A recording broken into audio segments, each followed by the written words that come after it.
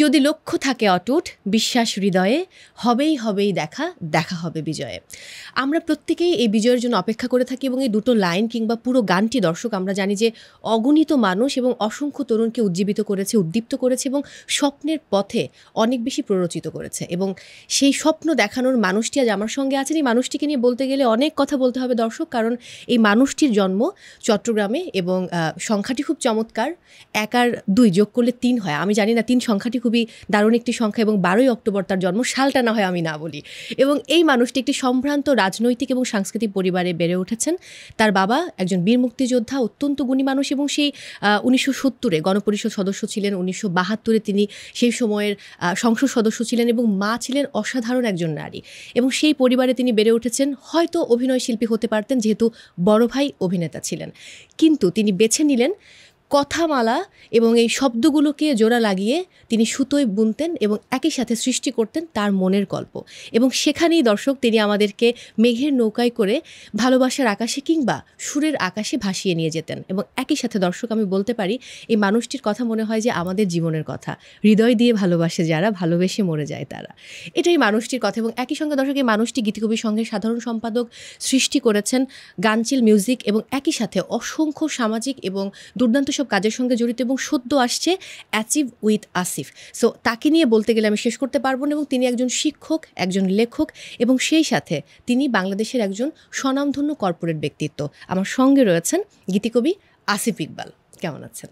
শেষ পর্যন্ত কিন্তু গীতিকবি, শেষ পর্যন্ত গীতিকবি, এই জন্য শেষে এসে গীতিকবি বলেছি, কারণ সবকিছুর পরে গীতিকবি আসিফ ইকবালের প্রতি আমাদের ভালোবাসাটা অনন্য, এটা আসলে তুলনা করা যাবে না, অপরিসীম ভালোবাসা রয়েছে। সময় কেমন যাচ্ছে? সময়টা অনেক অস্থির, একটা অস্থিরতার মধ্য দিয়ে আমরা পার করছি, তারপরও কেমন আছেন?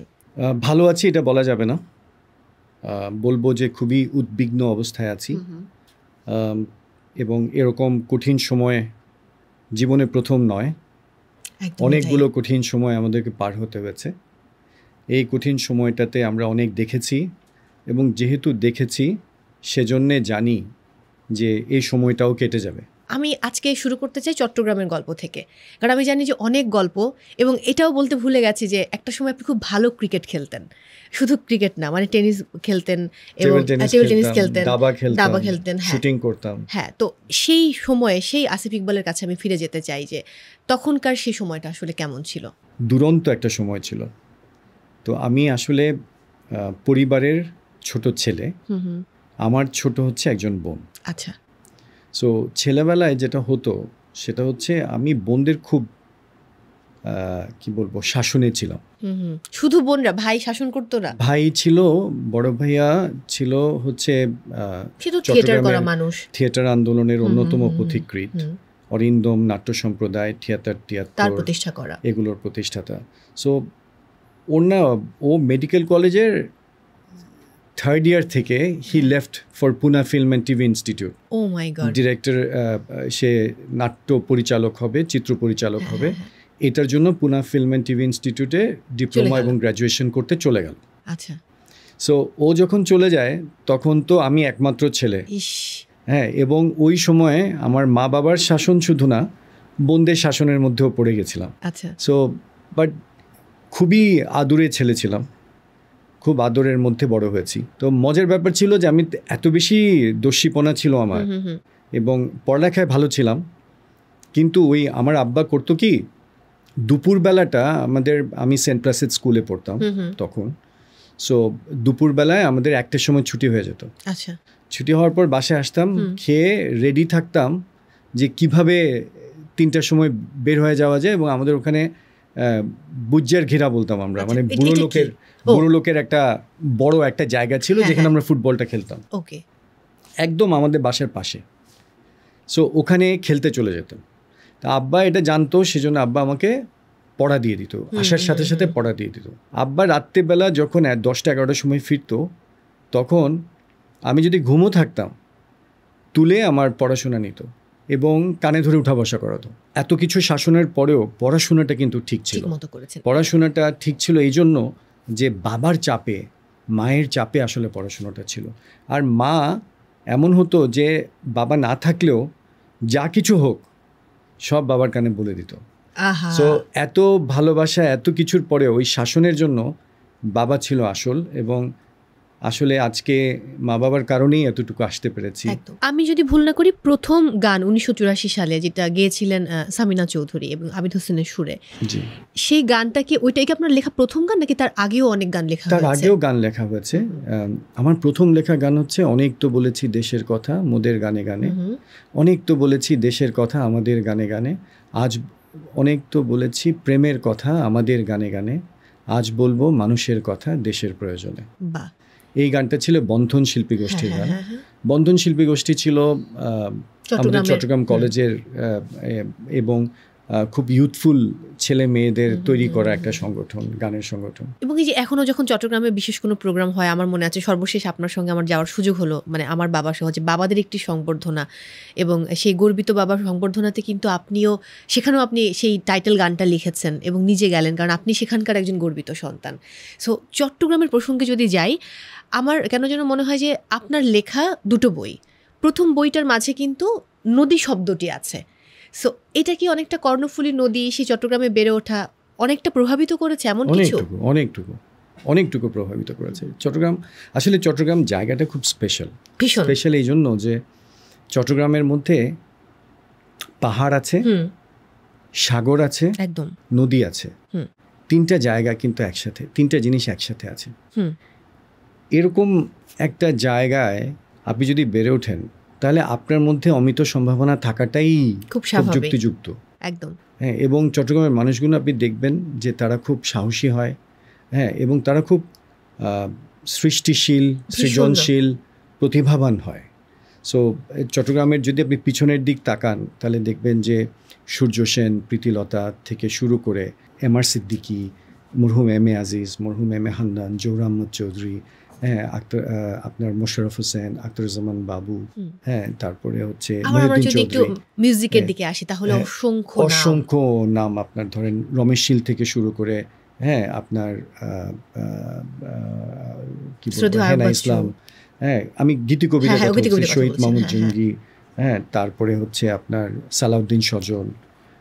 আবার ওইদিকে আপনি যদি একটু ধরেন, হ্যাঁ, যে কুমার বিশ্বজিৎ, নকিব খান, হ্যাঁ, তারপরে হচ্ছে তপন চৌধুরী, হ্যাঁ, সোলস, ফিলিংস, রেনেসা, একদম, মানে এইটা পুরো একটা বলা যায় যে থাকে না যে সংস্কৃতির সাথে যারা জড়িত। ক্রিকেটে ধরলে আপনি দেখবেন আকরাম খান, শহীদ ভাই, জাহিদ রাজাক, মাসুম, তারপরে হচ্ছে আপনার মোর্শেদ ভাই, সুব্রত, হ্যাঁ, তারপরে নান্নু ভাই, মিনহাজুল আবেদিন নান্নু, নোবেল ভাই, হ্যাঁ, মানে ইটস বিন জেনারেশনাল ট্যালেন্টস আর কি। যে একদমই তাই। আমি একটা ছোট্ট ব্রেক নিয়ে আবার লেখালেখি প্রসঙ্গে ফিরছি। দর্শক, সময় হয়েছে বিরতি নেবার, ফিরছি একটু পর। জীবনের গল্পের সঙ্গেই থাকুন।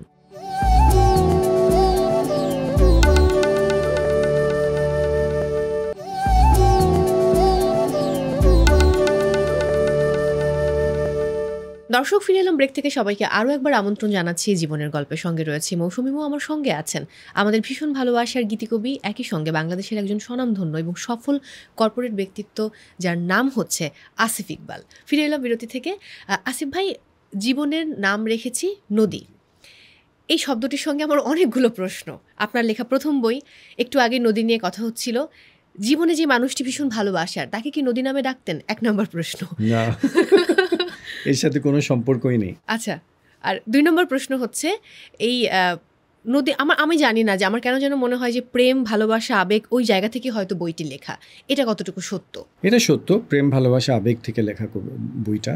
এবং জীবনের নামটা নদী এই কারণে যে জীবনের নামটা নদীর মতনই, জীবনের বহমান।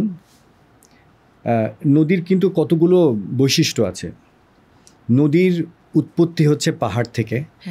যে নদীর শুরু দূর পাহাড়ে, সেই পাহাড়ে নদী ফেরে না, নদী ফিরে না।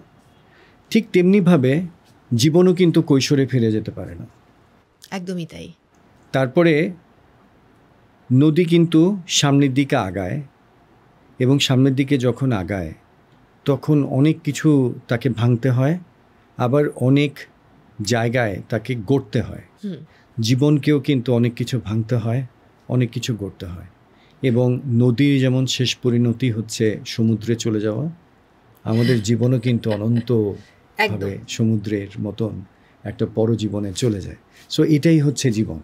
সো এই জীবনের জন্যই জীবনের নাম রেখেছি নদী। আসিফ ইকবালের তৃতীয় বই কবে আসবে? দুটো আসিফ বই ইকবালের প্রকাশিত হয়েছে। তৃতীয় বইটা খুব শীঘ্রই আসবে। তৃতীয় বই না, অনেকগুলো বই হয়তো একসাথে আসবে। একটা বই তো হচ্ছে কর্পোরেট প্রফেশনালসদের জন্য একটা বই তৈরি হচ্ছে অ্যাচিভ উইথ আসিফের সাথে সাথে। বাট অ্যাচিভ উইথ আসিফ তো যেটা একটা শো হবার কথা এবং তরুণদের জন্য শো হবে, বই হবে, আর্টিকেলস হবে, অনেক কিছু হবে অ্যাচিভ উইথ আসিফ। একই নামে আমরা বিভিন্ন ফরম্যাটে পাচ্ছি। বা এটা একটা দারুণ উদ্যোগ। আমি একটু অন্য প্রসঙ্গে যদি যাই, আপনার হাত ধরে আমরা দেখেছি যে টেলিকমে আপনার একটা অন্যরকম অবদান ছিল, সেই রবি আক্তারের কথা যদি বলি। আবার অন্যদিকে স্বপ্নের কথা বলতে পারি, সেই যে একটা লাইন ছিল, ট্যাগ লাইন, সেই লাইনটা কিন্তু অসাধারণ। সেই প্রসঙ্গে যদি আমি একটু যাই, এবং অন্যভাবে যদি বলি সঙ্গীতের জগতে ক্লোজ আপ ওয়ান তোমাকেই হচ্ছে বাংলাদেশ, এবং সেখানে এরকম একটি হাল ধরা বা একটা এই শুরুটা কিন্তু আপনার হাত ধরে হয়েছে। সো এই কনসেপ্টগুলো নিয়ে যদি আমি একটু আপনাকে জানতে চাই, আপনার কাছে প্রশ্ন করি যে এই কনসেপ্টগুলো কিভাবে তখন এলো এবং আপনি কিভাবে এর মধ্য দিয়ে এই কর্পোরেট জগতে থেকে এইভাবে এই পথ পরিক্রমা এগিয়ে গেলেন? আমার জীবনের মধ্যে একটা সত্য হচ্ছে যে আমি তো মাল্টিন্যাশনালে কাজ করতাম, সো ইউনিলিভারে কাজ করেছি। তো ইউনিলিভার পৃথিবীর অন্যতম সেরা একটা কোম্পানি।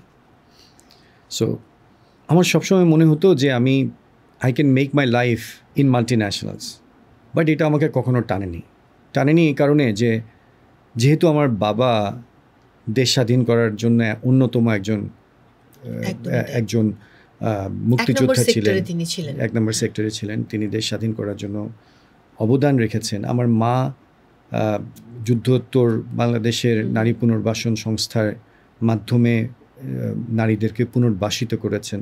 আমার কাছে আমাদেরকে তো ছোটবেলা থেকে সবসময় বলা হতো, আসিফ তুমি জন্মগ্রহণ করেছো শুধু তোমার জন্য না আর কি, যে তুমি জন্মগ্রহণ করেছো তোমার চারপাশের মানুষের জন্য, তুমি জন্মগ্রহণ করেছো তোমার চারপাশের মানুষদের মধ্যে যারা অবহেলিত, যারা একটু পিছিয়ে পড়া, তাদেরকে তোমার কাজের মাধ্যমে, তোমার কন্ট্রিবিউশনের মাধ্যমে তাদেরকে তোমার তুলতে হবে। সো আই অলওয়েজ ফেল্ট যে I have to come back. আমি যদি বাইরে মাল্টিন্যাশনালের একটা ক্যারিয়ার তৈরি করি, আমি হয়তো আমার নিজের ক্যারিয়ারটা তৈরি করতে পারবো, কিন্তু আমার চারপাশে যে মানুষগুলো আজকে আমাকে আসিফ ইকবাল করেছে তাদের কাছে ফিরে যাওয়া হবে না, তাদের সাথে থাকা হবে না, তাদের জন্য কোনো অবদান রাখা হবে না।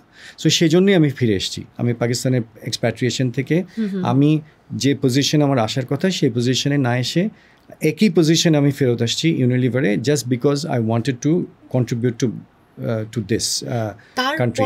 এরপরেই আমি আসলে ইউনিলিভার থেকে রবিতে চলে যাই, অ্যাক্টেলে চলে যাই, এবং সেখান থেকে আসলে আমার মূল চিন্তাটা আসে যে আসলে মাল্টিন্যাশনালরা তো করছে, হ্যাঁ, কনজিউমারের জন্য করছে, ওখান থেকে শিখেছি, বাট কিছু লোকাল কোম্পানিকে আমরা তৈরি করি।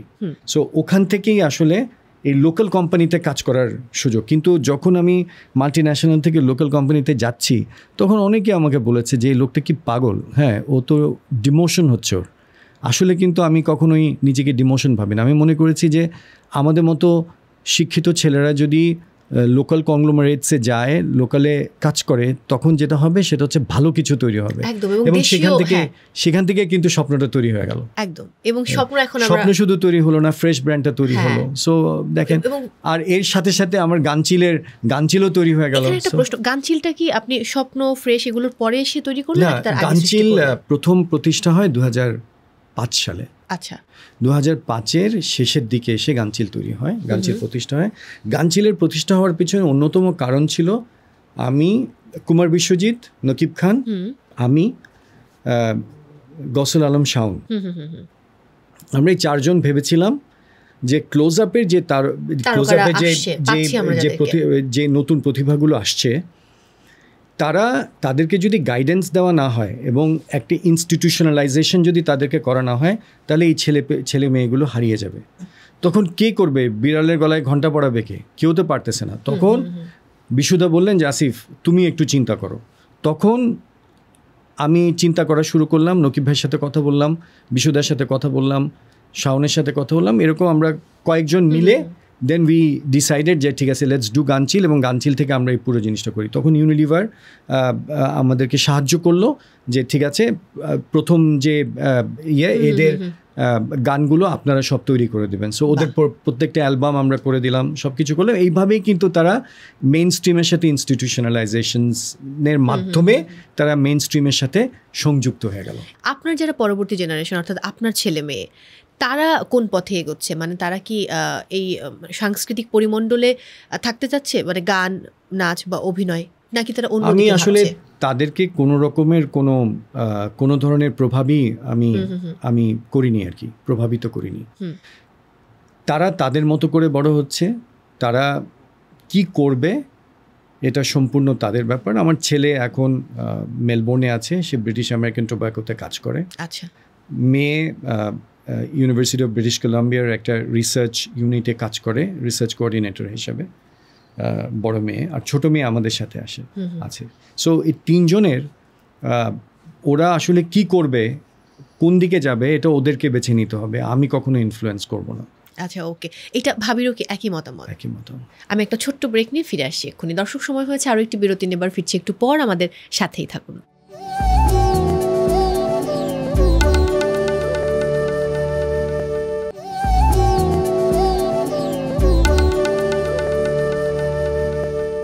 দর্শক, ফিরে এলাম ব্রেক থেকে। সবাইকে আরও একবার আমন্ত্রণ জানাচ্ছি জীবনের গল্পে। সঙ্গে আছি মৌসুমী, আমার সঙ্গে আছেন আমাদের ভীষণ ভালোবাসার গীতিকবি আসিফ ইকবাল। শুধু গীতিকবি বললাম, আমি এবার একটু ভাবির প্রসঙ্গে আগাতে চাই। আমি শেষ করেছিলাম তার প্রসঙ্গ দিয়ে যে তিনি আসলে সন্তানদের বিষয়ে কী চান, বাট আমার জানতে চাওয়া, আমি যতবার আপনার ইন্টারভিউ করেছি এই পর্যন্ত, বোধহয় এবার দিয়ে তৃতীয়বার সম্ভবত, যদি ভুল না করি, কোনোবারই আমি আসলে ব্যক্তিগত প্রসঙ্গ নিয়ে খুব একটা এগোতে পারি না, কারণ আপনার এত প্রসঙ্গ জীবনে, এত টপিক। তো এবার আমি একটু চাই যে জীবনের গল্পে আপনি আপনার জীবন সঙ্গীকে নিয়ে কথা বলুন। ভাবির সঙ্গে প্রথম পরিচয়?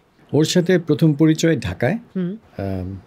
ঢাকায় ও তখন, ওর বাবা ছিলেন জয়েন্ট সেক্রেটারি বাংলাদেশ সরকারের, ministry of industry joint secretary ছিলেন। ওরা সংসদ ভবনে থাকতো। ওকে। তো সেখানে আমার এক বন্ধুর মাধ্যমে, ইথেলের মাধ্যমে ওর সাথে পরিচয়। তো সে পরিচয় থেকেই আসলে বন্ধুত্ব থেকে ভালোবাসা, ভালোবাসার থেকে পরিণয়। কত বছর ভালোবাসার পর তারপর পরিণয় ঘটলো? ওর সাথে আমার পরিচয় হচ্ছে 1984-85-এ। আচ্ছা, মানে প্রথম গান বেরোলো, তারপরই প্রেম, একটা তুমুল অবস্থা সেই সময়। আর বিয়ে হচ্ছে 94-এ। আচ্ছা, প্রায় 10 বছর, মানে এক দশক প্রেমের পর, বোঝা শোনার পর, তারপরে গিয়ে বিয়ে। ঝগড়াটা হয় কি বিষয় নিয়ে? ঝগড়া অনেক বিষয় নিয়ে হয়। মতের অমিল হলেই ঝগড়া হয়। হ্যাঁ, সো এটা তো হতেই পারে আর কি, যেহেতু আমরা দুজনই সমবয়সী। So we are more of a friend then husband and wife. So ওর ব্যাকগ্রাউন্ডটা ইজ ভেরি রিচ আর কি। She is an entrepreneur.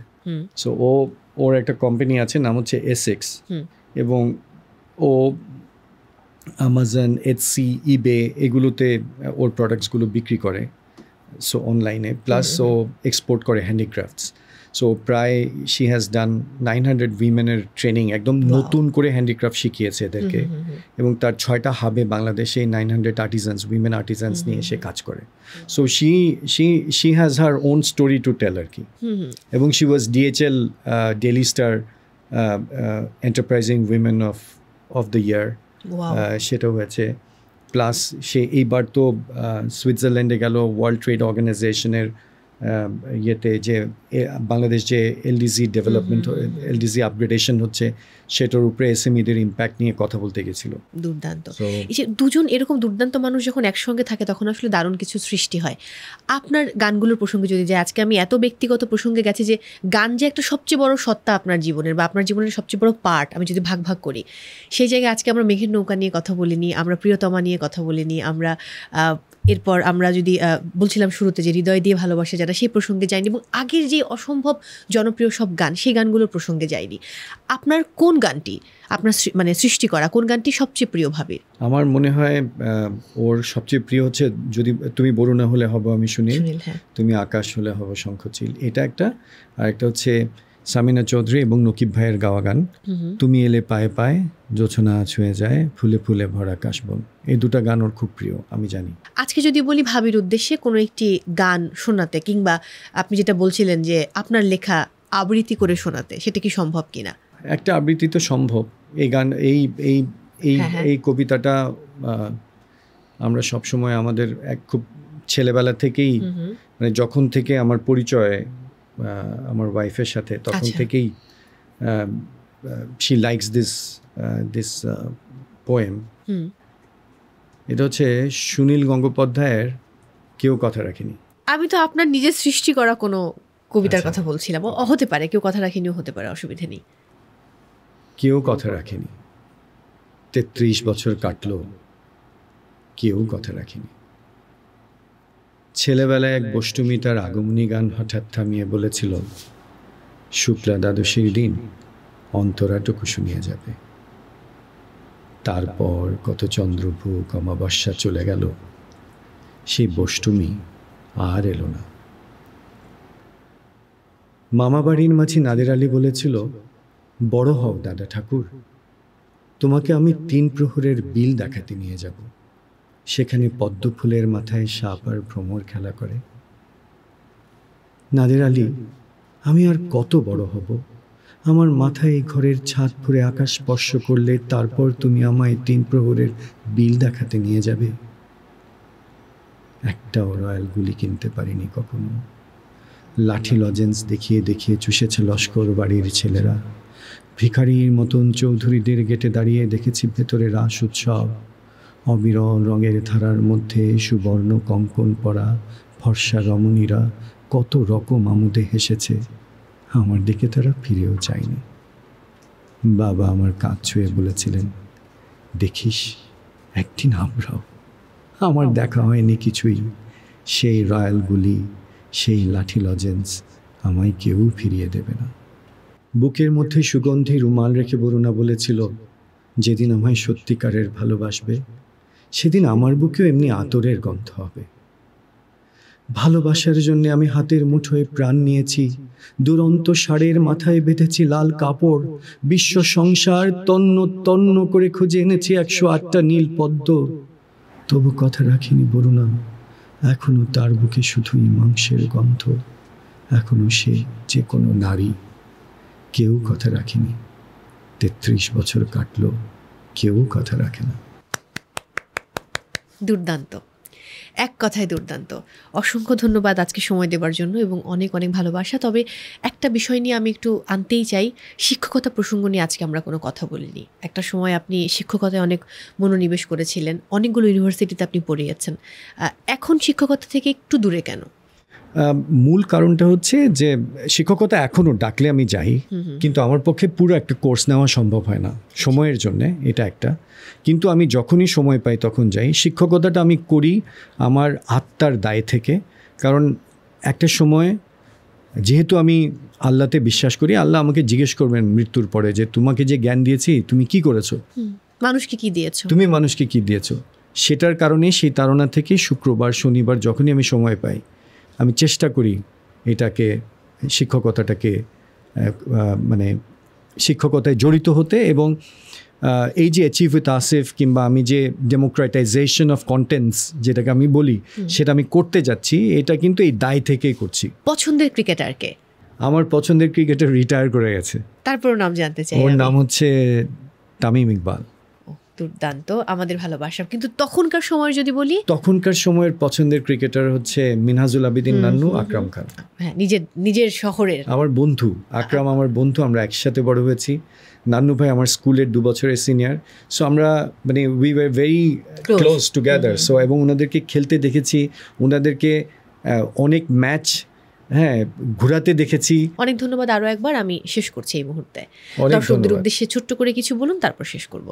আমি শুধু বলতে চাই যে দর্শকদেরকে অনেক কৃতজ্ঞতা, ধন্যবাদ বিজয় টিভির সবাইকে এবং মো আপনাকে অনেক অনেক ধন্যবাদ এবং শুভেচ্ছা। আবার অনেক কৃতজ্ঞতা প্রকাশ করছি, শেষ করছি আমি। দর্শক বিদায় নিচ্ছি আজকের মতো। সবাই অনেক ভালো থাকুন, নিরাপদে থাকুন এবং অবশ্যই থাকুন বিজয় টিভির সঙ্গে।